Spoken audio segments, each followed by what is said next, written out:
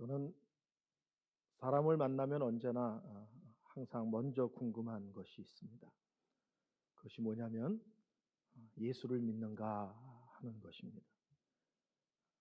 가끔 예수를 믿습니까? 라고 물으면 저 교회에 다녀요 라고 대답하는 분들이 계세요. 저는 교회를 다니는가 또는 직분이 무엇인가를 묻는 것이 아니라 예수를 믿는가를 묻는 것입니다. 근데 만약에 그분이 전 분명하게 예수를 믿습니다 이렇게 대답을 한다면 전 두 번째 질문을 하고 싶습니다. 그것이 뭐냐면 예수를 믿고 변하셨습니까? 하는 것입니다. 성경에 보면 정말 예수님을 인격적으로 만난 모든 사람들은 변했습니다. 근데 우리는 교회 안에서 예수를 믿는다 하면서 전혀 변하지 않은 모습, 도리어 너무 거칠고 무례한 모습들을 너무 쉽게 발견하곤 합니다. 그래서 저는 사람을 만나면 예수를 만났습니까? 하는 게 궁금하고, 예수를 정말 만났다면 정말 변하셨습니까? 그리스도 안에서 다듬어지셨습니까? 두 번째 질문을 또한 하고 싶습니다. 오늘 설교는 예수를 믿습니까?에 대한 설교는 아니고요. 예수를 믿고 변하셨습니까? 예수를 믿고 닮아가셨습니까? 또는 예수를 믿고 다듬어지셨습니까? 이거를 한 단어로 말하면 성숙한 성도입니까? 하는 것에 대한 말씀입니다. 성숙한 성도가 뭐냐? 간단하게 설명하기가 쉽지 않습니다.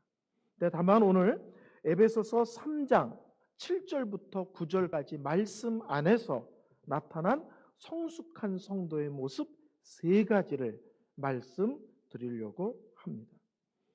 첫 번째 성숙한 성도의 모습은 뭘까요? 첫 번째 성숙한 성도의 모습은 자신을 은혜로 설명하는 사람이라는 뜻입니다. 자기를 설명할 때 그런 사람들이 있죠. 내가 누군지 알아?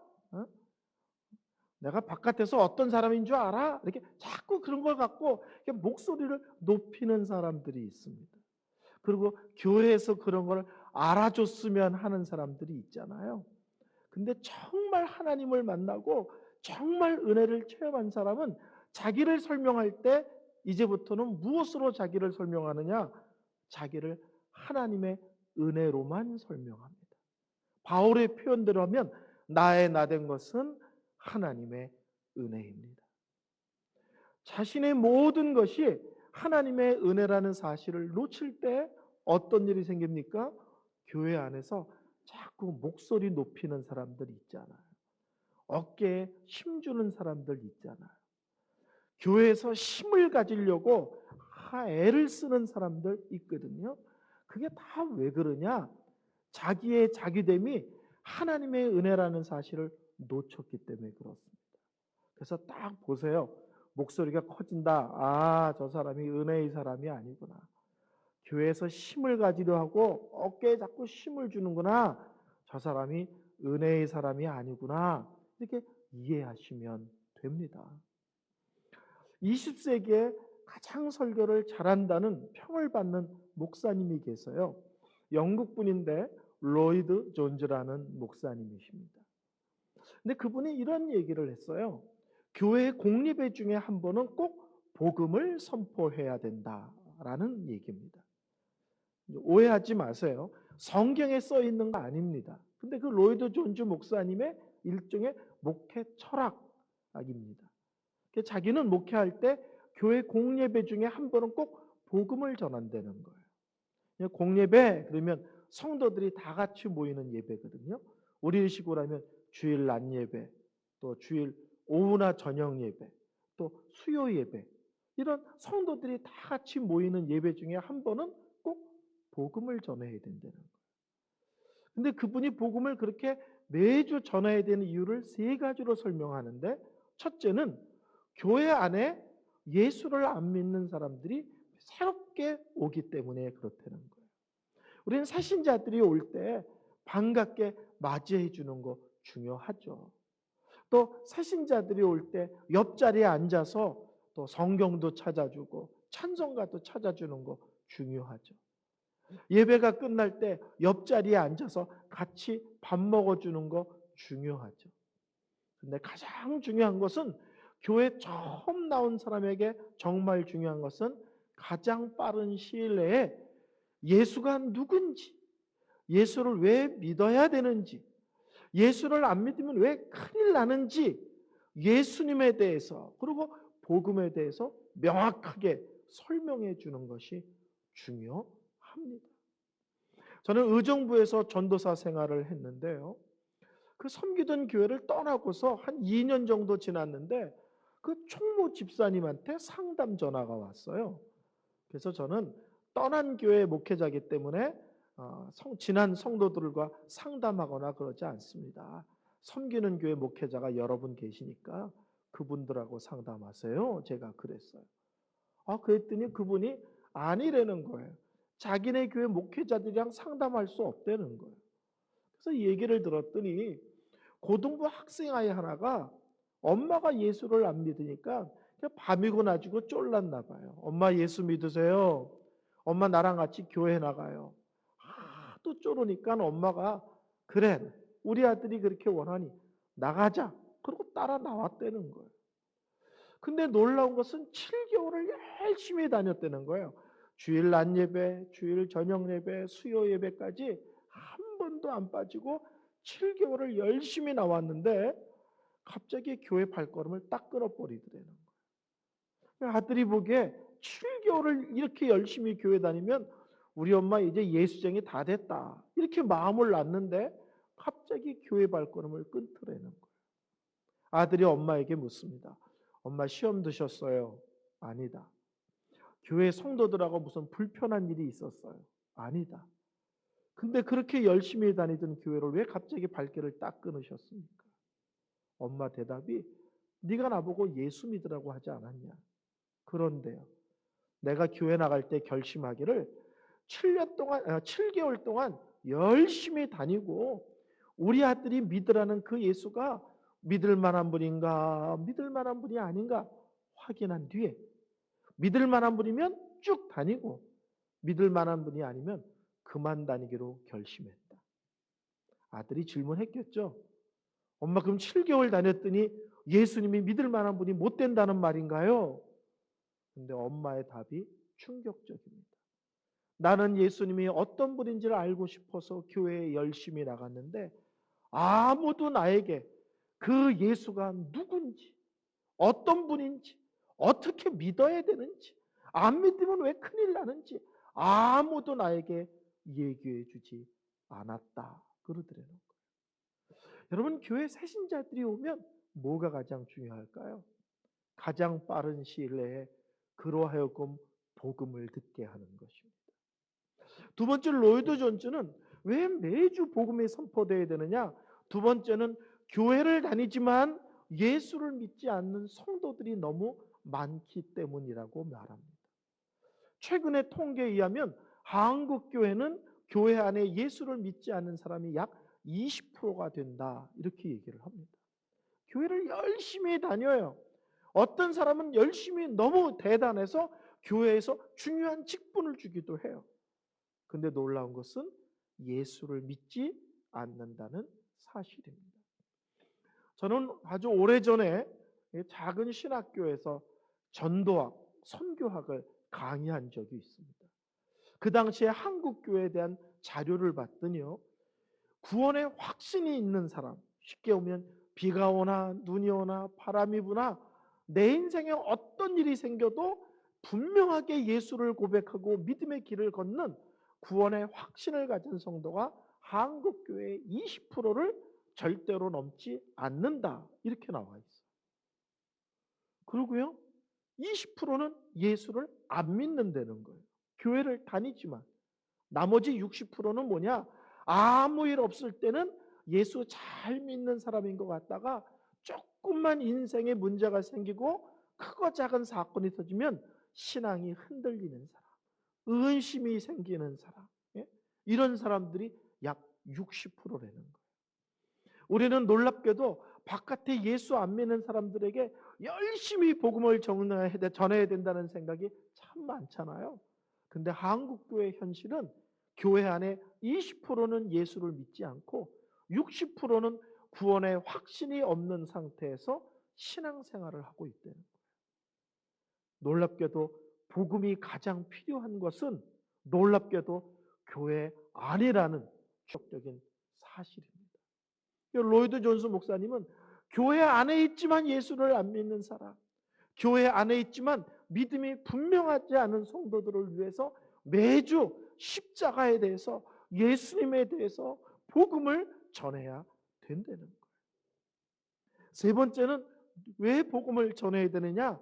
예수를 믿고 신앙생활을 오래 한 분들을 위해서라고 얘기합니다. 실제로 제가 오늘 강조하는 것은 그 세 번째입니다. 예수를 분명히 믿었는데, 교회에서 중요한 직분을 맡았는데, 교회에서 나름대로 열심히 헌신하고 충성하는데 왜 계속 예수 얘기를 들어야 되는가? 이유는 간단합니다. 예수 믿은 지 오래되면 하나님의 은혜로 내가 예수 믿었다는 사실, 내가 오늘도 하나님의 은혜로 말미암아 이 예배의 자리를 지키고 있다는 사실, 교회 속에서 나에게 중요한 직분을 준 것이 하나님의 은혜라는 사실, 내가 그 일에 충성하고 최선을 다하는 것도 하나님의 은혜라는 사실을 자꾸 잊어버린다는 거예요. 그래서 어떻게 되느냐? 지가 잘나서, 지가 똑똑해서, 지가 대단해서 신앙생활 열심히 하고, 그래서 직분도 맡은 것으로 착각하고 오해하고 있기 때문에 그렇다는 거예요.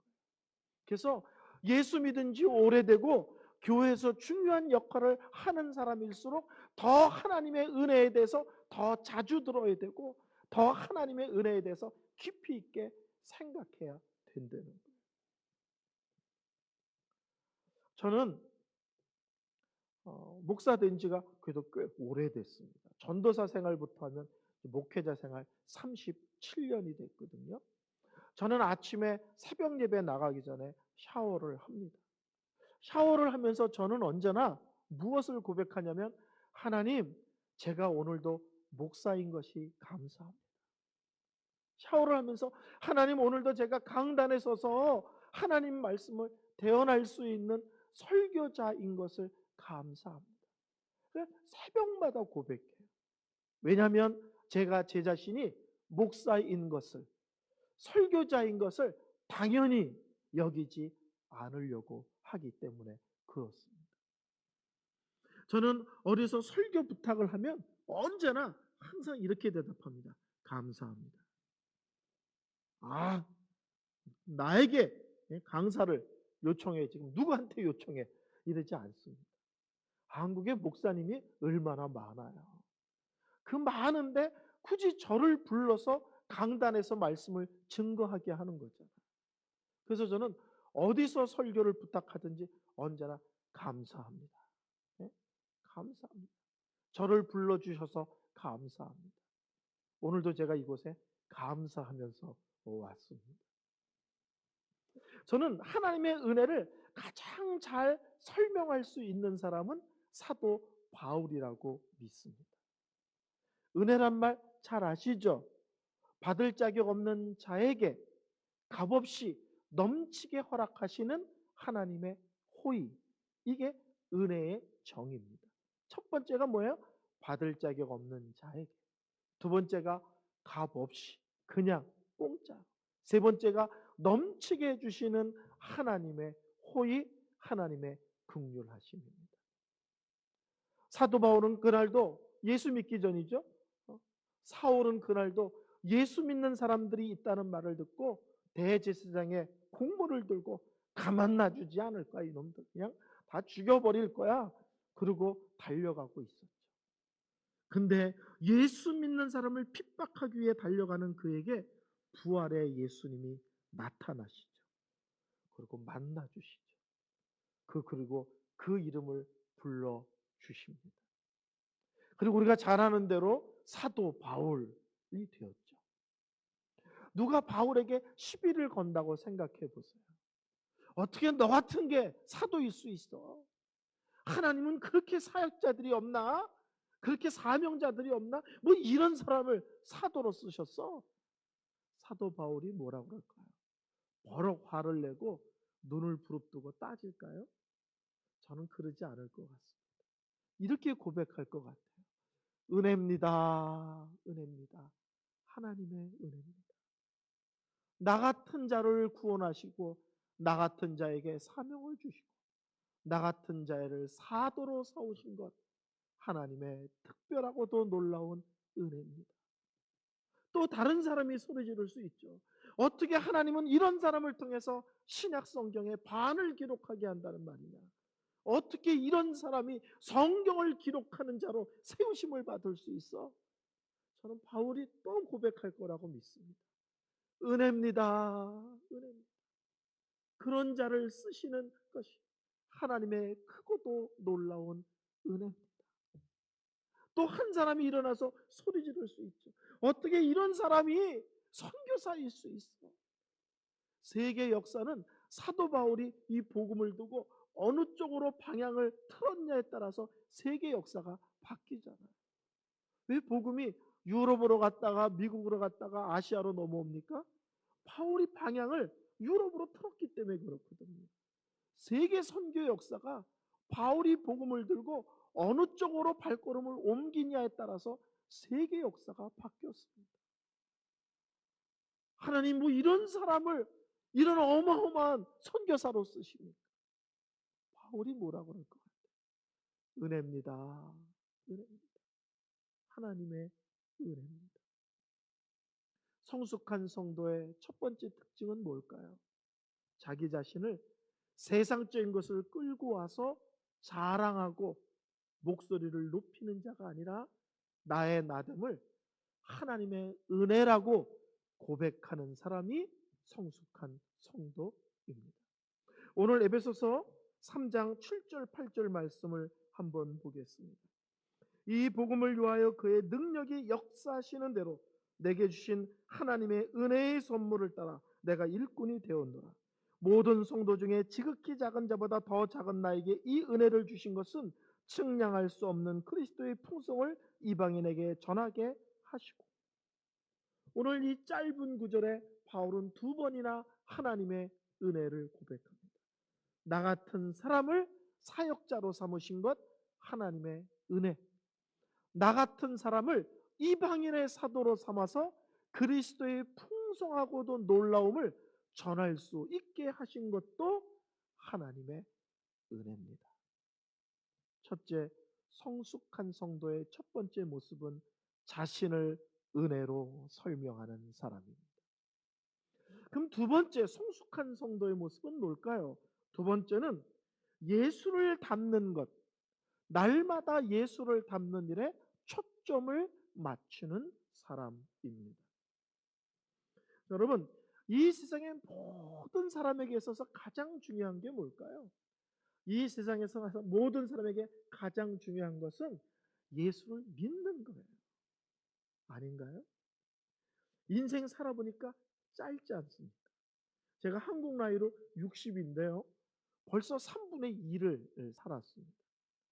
아마 저보다 연세 많으신 어른들은 더 인생은 짧다라고 느끼실 거예요. 잘 살아야 100년이거든요. 이 100년 인생 속에 가장 중요한 게 뭡니까? 예수 만나는 거예요. 이 땅의 인생 100년이지만 영원한 영생과 천국의 삶은 영원한 것 아닙니까? 100년의 인생에서 가장 본질적이고 핵심적인 것은 예수 만나는 겁니다. 그러면 이미 예수를 만난 사람에게 있어서 가장 중요한 것은 뭘까요? 이미 예수를 만난 사람에게 있어서 가장 중요한 것은 날마다 예수님을 닮아가는 것입니다. 존 스타트라는 목사님이 계세요. 이분도 영국 분입니다. 로이드 존주와 함께 같은 시대의 영국 런던에서 목회했던 목사님들이시죠. 제가 어떤 책을 봤더니 전 세계의 모든 목사님을 한자리에 모아놓고 천주교 교황처럼 개신교 대표 목사를 뽑는다면 누가 뽑힐까? 그 책에 이렇게 나와 있어요. 아마 존 스타트 목사님일 거다. 이 정도로 하신 목사님이세요. 몇 년 전에 돌아가셨고 한국도 여러 번 오셨습니다. 그분이 돌아가시기 전에 병상에 누워 있을 때 지인이 찾아가서 진지하게 질문합니다. 돌아가시기 며칠 전에. 뭐라고 질문하냐면, 목사님, 이미 예수를 믿은 사람이 주님이 부르시는 마지막 순간까지 가장 집중해야 될 게 뭘까요? 이미 예수를 만난 사람이 주님이 부르시는 마지막 순간까지 가장 집중해야 될 게 뭘까요? 이 존 스타트 목사님이요, 1초도 망설이지 않고 대답하셨대요. 날마다 예수님을 닮아가는 거예요. 날마다 예수님을 닮아가는 거예요. 저는 아이 셋이 있는데요. 큰딸이 이제 33입니다. 곧 아기를 낳아서 제가 할아버지가 되거든요. 근데 그 아이가 대학 들어갔을 때 이야기예요. 제가 그때는 이제 미국에서 목회를 하고 있을 때인데, 그때 저희 딸이 대학 UC 샌디에고라는 대학을 들어갔어요. LA에서 한 2시간 떨어져 있는 아주 좋은 학교입니다. 근데 그 학교는 이렇게 바닷가가 아름다워요. 저희 학교 아이가 입학할 때 제가 따라가서 호텔에 머물고 있었습니다. 아침 일찍 저희 집사람과 그 바닷가를 산책했어요. 근데 가게들이 다 문을 닫았는데 가게 하나만 일찍 문을 열었는데, 그 가게가 뭐하냐면 종을 파는 가게예요. 종 아시죠? 한국은 이렇게 가게 문 열 때 딸랑딸랑딸랑 해서 손님이 왔다는 걸 표시하잖아요. 근데 미국은 집안에 종을 많이 답니다. 현관문에도 달고 방문에도 달고 해서 종이 그냥 생활의 일부분처럼 되어 있어요. 그래서 제가 그 종을 파는 가게를 들어갔더니 아주 재밌는 종이 하나 있어요. 종이 뭐냐면, 종이 있어요. 근데 철사로 종을 이렇게 해서 널판지 하나를 붙여놨어요. 또 이렇게 해서 또 널판지 하나를 붙여놨어요. 위에는 종이고 이렇게 철사로 엮어서 이렇게. 첫 번째 뭐라고 써 있냐면 1. 이 문을 들어오는 순간부터 집주인의 말에 무조건 순종하세요. 이렇게 써져 있어요. 2번은 뭐라고 써 있냐면, 이 집에 들어와서 네 마음에 안 드는 것이 있을 때마다 1번을 다시 읽어보세요. 이렇게 돼 있어요. 그러니까 문을 열고 들어오는 순간부터 집주인의 말에 순종하세요. 2번, 기분이 나쁠 때마다 1번을 다시 읽으세요. 놀러 갔는데 배고프지 않은데 밥 먹어! 그럼 먹으라는 거야. 더 먹고 싶은데 그만 먹어! 그러면 그만 먹으라는 거야. 커피 먹고 싶은데 녹차 먹어! 그럼 녹차 먹으라는 거야. 더 놀고 싶은데 가! 그러면 가라는 거야. 기분이 너무 나빠. 그러면 1번을 다시 읽으라는 거예요. 제가 그거를 읽는 순간 머리에서 번쩍했습니다. 1. 당신은 정말 예수를 만나셨습니까? 2. 당신은 예수를 만나고서 변하셨습니까? 안 변하셨습니까? 다시 질문합니다. 1. 정말 당신은 예수를 만났습니까? 저는 이제 결혼 35년째 되어 갑니다. 참 신기하죠? 부부가 오래 삶으니까 닮아요. 안 그런가요? 식성도 닮죠. 성격도 닮습니다. 그렇죠? 저는 말도 못하게 급하고 저희 사람은 상상을 초월하게 느리거든요. 근데 지금은 저희 집 사람은 적당히 빨라졌고 저는 적당히 느려져서 저 둘이 다 성격이 비슷해졌습니다. 근데 외모도 닮습니다. 안 그런가요?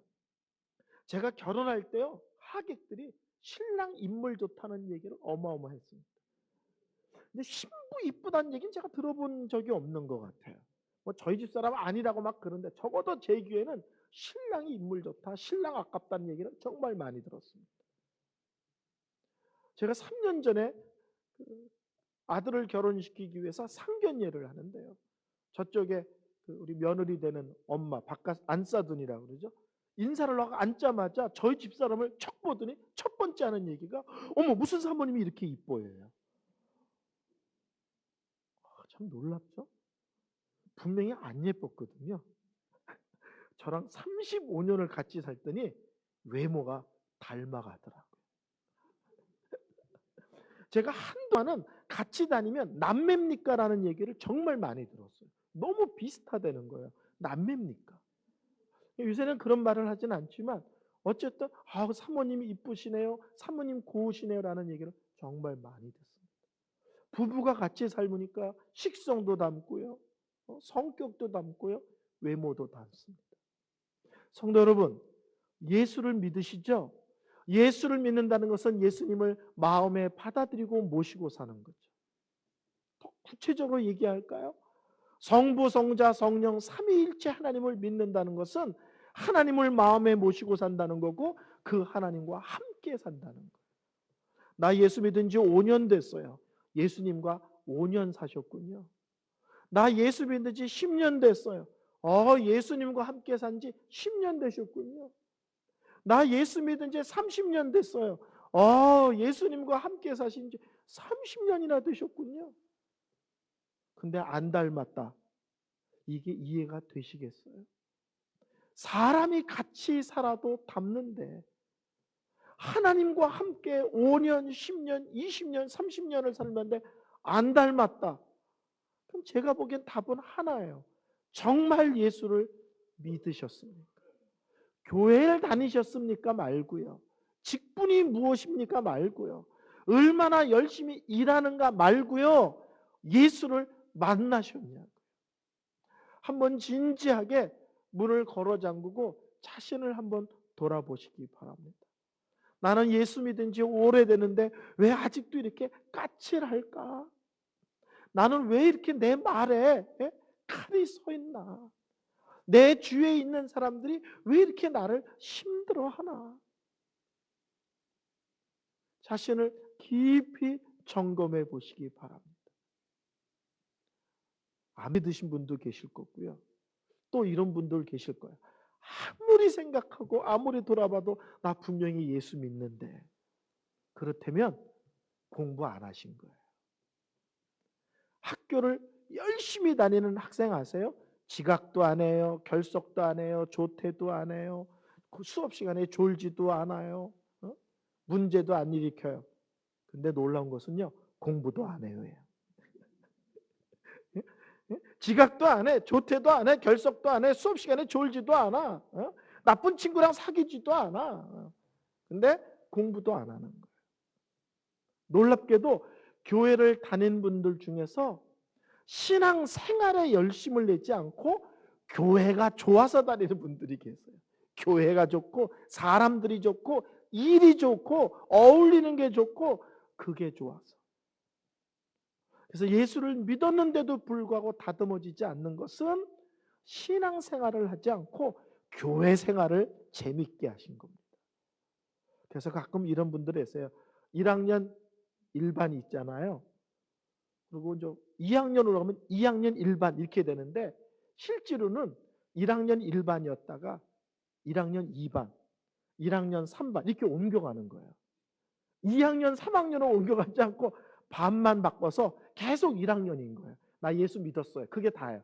1학년 1반. 그 다음에는 1학년 2반. 그 다음에는 1학년 3반. 근데 자기는 그게 3학년 1반인 줄 알아요. 무슨 말인지 아시겠죠? 1학년 3반인데 자기는 3학년 1반인 줄로 자꾸 착각하는 거예요. 왜? 교회를 오래 다녔거든. 교회에 대해서 잘 알거든. 교회는 이렇게 하고 성가대는 이렇게 하고 재직회는 이렇게 교회를 잘 아는 거예요. 그래서 우리는 교회 생활을 잘하는데 정작 신앙생활, 학생으로 따지면 학교는 열심히 가는데 공부 안 할 수 있다는 거예요. 그래서 자신을 돌아보시기 바랍니다. 저는 학생 집회를 오래 했습니다. 30대에 한 800교회 정도 학생 집회를 했습니다. 학생 집회를 목사가 오래 하면요. 무서운 일이 벌어집니다. 말이 거칠어져요. 왜냐하면 앉아있는 성도들이 다 자기보다 어린 사람들이에요. 시간이 지나면 지날수록 자기는 점점 어려지는데 대상은 항상 나이가 똑같아. 그러면 설교할 때 조심하지 않습니다. 설교할 때 물론 하나님도 보시지만 앞에 어르신들이 앉아 계셔야 목사가 말과 행동도 조심하거든요. 근데 목사는 나이가 드는데 앉아있는 학생들은 여전히 중학생, 고등학생, 대학생. 그러니까 자기도 모르게 말과 행동이 무례해지고 거칠어집니다. 그래서 학생 사역을 오래 하면 목사가 정신 바짝 차리지 않으면 정말 하나님 앞에 부끄러운 목사가 될 수 있습니다. 제가 어느 날 그거를 깨달았어요. 어마어마하게 집회를 다니는데 어느 날 제가 변했다는 것을 깨달았습니다. 그리고 하나님께 하나님 집회 더 이상 다니지 않겠습니다. 중단시켜 주세요. 일임 없는 목사, 아무도 알아주지 않는 목사일지라도 작은 교회를 섬기는 무명의 목사일지라도 하나님 앞에 겸손한 목사로 살기를 원합니다. 2년 기도를 했어요. 그리고 제가 갑자기 미국에 청빙을 받아가지고 미국으로 가버렸어요. 그냥 자연스럽게 부흥회를 안 다니게 됐죠. 하나도 억울하지 않았어요. 얼마나 감사했는지 몰라요. 우리는 유명해지는 것, 어떤 직분을 맡는 것, 어떤 일에 열심 내는 것보다 더 중요한 것은 날마다 예수님을 닮아가는 것, 날마다 자신을 다듬어 가는 것입니다. 저는 이민 목회 10년 하면서 뭐가 남았습니까? 라고 물어보면 저는 항상 이렇게 얘기합니다. 교회가 10배로 부흥했었거든요. 1년에 한 명씩 선교사를 파송했었어요. 정말 놀라운 역사가 벌어졌습니다. 근데 저는 그렇게 얘기하지 않고 이민 목회 10년 하면서 제가 많이 다듬어졌습니다. 제가 많이 달라졌습니다. 이민 목회 10년 하고 뭐가 남았냐면은 건물을 졌습니다. 재정이 들었습니다. 이렇게 말하지 않고 그 목회를 통해서 제가 많이 다듬어졌습니다. 이렇게 고백합니다. 성도 여러분, 하나님 앞에 가면 여러분 뭐 들고 갈 것 같아요? 목사로 얘기하면 건물 들고 갈 것 같은가요? 교회 재정 들고 갈 것 같은가요? 하나님 앞에. 저는 마지막 날 제가 하나님 앞에 가는 나 자신을 들고 간다고 믿습니다. 너 교회 몇 평이야? 하나님이 이렇게 안 물어보실 것 같아요.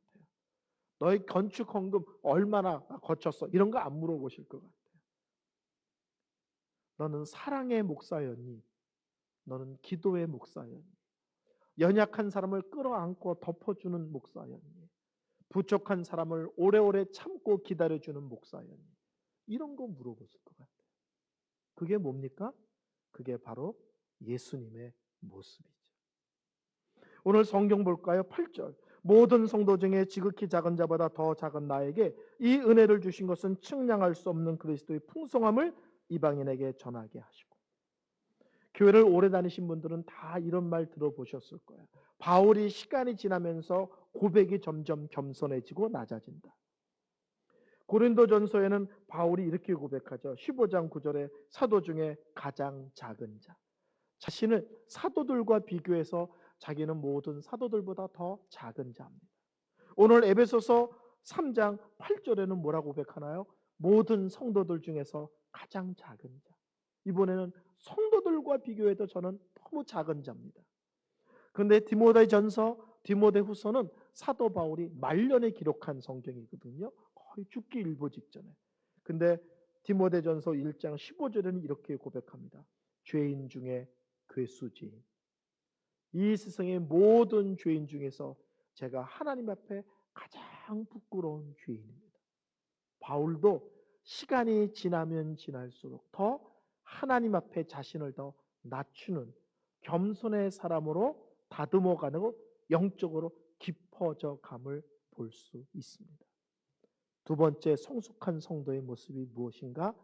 날마다 예수님을 닮아가는 일에 초점을 맞춘다입니다. 세 번째입니다. 세 번째는 성숙한 성도의 모습은 뭐냐면 현재에 충실한 자입니다. 현재에 충실한 자. 자, 에베소서는 우리가 잘 아는 대로 옥중서신입니다. 바울이 감옥에 있습니다. 근데 바울이 감옥에 있을 때 막 이런 걸로 기도하고 몸부림치는 거 보셨어요? 빨리 감옥에서 끄집어내 주세요. 밖에 나가서 열심히 전도하게 해주세요. 뭐 이런 걸로 하나님 앞에 열심히 기도하고 매달리는 거 보셨습니까? 성숙한 성도는 뭐뭐 해주시면 뭐뭐 할게요라고 말하지 않고 뭐뭐 할게요를 지금 그 자리에서 해버립니다. 풀어주시면 열심히 전도할게요 라고 말하지 않고 감옥에서 열심히 전도해 버립니다. 그렇죠? 감옥에 갇혀있는 다른 죄수들, 자기를 지키는 간수들, 자기에게 면회오는 사람들, 재판할 때 로마의 귀족과 왕들. 바울은 여기서 저쪽으로 옮겨주시면 열심히 일할게요 라고 말하지 않고 지금 있는 자리에서 그것을 해버려요. 바울은 전도자잖아요. 바깥에서 열심히 전도할까가 아니라 지금 있는 자리에서 만나는 사람이 누구든지 그 사람에게 복음을 전합니다. 그래서 빌립보서에는 이 감옥에서 온 시위대, 쉽게 말하면 왕의 근위대들이 보초를 쓰잖아요.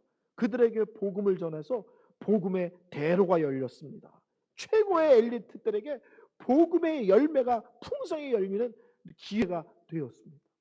감옥에 있으면서 간수들에게, 보초 쓰는 사람에게 복음을 전해서 놀라운 역사가 있었다는 거예요. 믿음의 사람은 여기서 저쪽으로 옮겨가게 하시면 열심히 낼게요, 충성을 다할게요, 최선을 다할게요 말하지 않고 지금 있는 자리에서 최선을 다하고 집중해 버립니다. 우리는 가끔 하나님이 나에게 있게 하신 자리가 이해되지 않는 자리가 많아요. 근데 그 자리를 우직히 지키고 돌아보면 그 자리가 하나님께서 내 인생을 가장 아름답고 복되게 사용하시기 위하여 준비시킨 놀라운 복된 자리인 것을 알게 됩니다. 모세 광야에서 40년 살았잖아요. 저는 모세 광야 40년보다 더 힘든 것은 처가살이 40년이 있었을 것 같아요. 안 그런가요? 우리나라 겹벌이 서말만 있어도 처가살이 안 한다는데 바울은 무려 처가살이를 40년 했습니다. 저희 집사람은 말도 못하게 착합니다. 성도들이 천사냐고라고 할 정도로 착합니다. 근데요, 친정 가는 버스만 올라타도 소리가 달라져요. 빨리 애기 잡아요. 짐 들어요. 절대 딱딱거리고 소리 지르지 않거든요. 근데 친정 가는 버스만 올라타도 소리를 높여요. 그러니 같이 살면 숨 못 쉬는 거죠. 모세 광야 생활 40년 더하기 처가사녀 40년 더하기 실제는 그 시간이 도망자로 숨어 사는 40년이었잖아요. 근데 하나님께서 모세를 불렀을 때 이스라엘 백성들이 광야 40년을 살지 않습니다. 모세에게 광야는 뭐예요? 홈그라운드. 모세 자체가 최고의 광야의 전문가입니다. 가끔 하나님이 우리에게 있으라고 하시는 자리가 이해되지 않을 때가 있어요. 근데 믿음의 사람은 원망하거나 불평하거나 새로운 자리로 옮겨달라고 매달리기보다는 하나님이 길을 여시며 자연스럽게 새 곳으로 옮겨주시기까지는 그 자리에서 최선을 다하고 집중합니다. 시편에 보면 다윗에 대한 놀라운 얘기가 나옵니다. 하나님께서 다윗이 양치는 것을 보사 이스라엘을 맡기셨도다. 이렇게 얘기를 해요. 하나님께서 다윗이 양을 열심히 치는 것을 보고 이스라엘을 맡기기로 결심하셨대요. 목자였을 때의 모습을 보고 하나님이 이 사람을 이스라엘의 왕으로 쓰기로 계획하셨다는 거예요. 있는 자리가 너무 작고 초라한 자리일 수도 있고요. 어느 때는 이해되지 않고 납득되지 않는 자리일 수도 있습니다. 근데 믿음의 사람은 하나님이 있으란 자리에서 하나님이 세계를 여시거나 하나님이 새로운 곳으로 인도하시기까지는 그 자리에서 최선을 다하고 그 자리에서 집중합니다. 다른 말로 하면 징징거리지 않는다는 거예요. 오늘 바울은 7절, 8절, 3장 7절 하반절부터 9절까지 그런 얘기를 하죠. 이 그리스도의 풍성함을 이방인에게 전하게 하시고 영원부터 만물을 창조한 하나님께 감추었던 믿음의 경륜이 어떠한 것을 드러내게 하려 하십니다. 이방인은 이스라엘 사람들에게는 흔히 개 같은 이방인 이렇게 취급받고 불려지는 존재입니다. 근데 바울은 놀랍게도 이방인에게 복음을 전하라고 부르심을 받은 이방인의 사도입니다. 이렇게 생각할 수 있죠. 하나님, 내가 B급입니까? 왜 나를 무시합니까? 나는 왜 이방인에게 복음을 전해야 됩니까? 이렇게 섭섭해할 수도 있잖아요. 근데 바울은 나를 향한 부르심이 이방인을 향한 부르심이라면, 그리고 내가 이방인의 사도라면 나는 그 이름을 부끄럽게 생각하지 않고 영광으로 생각하겠다. 그리고 그 이방인에게 그리스도의 복음의 놀라움, 풍성함, 깊이를 최선을 다해 정성을 다해 전하겠습니다. 이스라엘 사람들 속에서 가장 부끄러운 이방인이라는 이름을 바울은 나에게 사명으로 주었으면 그것을 영광으로 알고 최선을 다하겠습니다. 집중하겠습니다. 고백합니다. 자, 시간이 다 돼서 설교를 결론 내립니다. 성숙한 성도의 모습이 뭘까요? 오늘 에베소서 3장 7절부터 9절까지는 세 가지로 얘기합니다. 성숙한 성도는 자기 자신을 은혜로 설명한다. 두 번째, 성숙한 성도는 날마다 예수님을 닮아가는 일에 초점을 맞춘다. 세 번째, 성숙한 성도는 내가 있는 삶의 자리, 믿음의 자리가 어느 때는 힘들 수도 있고, 어느 때는 섭섭할 수도 있고, 어느 때는 이해가 되지 않을 수 있어도 하나님이 길을 여실 때까지는, 하나님이 때가 되어 옮기실 때까지는 징징거리거나 원망하지 않고 그 자리에서 최선을 다하고 집중하고 헌신하고 충성한다. 오늘 귀한 성도님들이 방향 없이 열심히 신앙생활하는 그런 식이 아니라 이런 말씀에 근거한 방향과 내용을 마음에 담고 또박또박 신앙생활 하시는 모습들 되시기를 바랍니다. 기도하겠습니다. 하나님 감사합니다. 저희들 속에 예수를 알게 하시는 놀라운 은혜를 주신 하나님, 예수를 믿은 것에 만족하지 않고 날마다 더 깊은 신앙, 성숙한 신앙을 사모하며 거기에 초점을 맞출 줄 아는 저희들이 되게 하옵소서. 예수님의 이름으로 기도하였습니다. 아멘.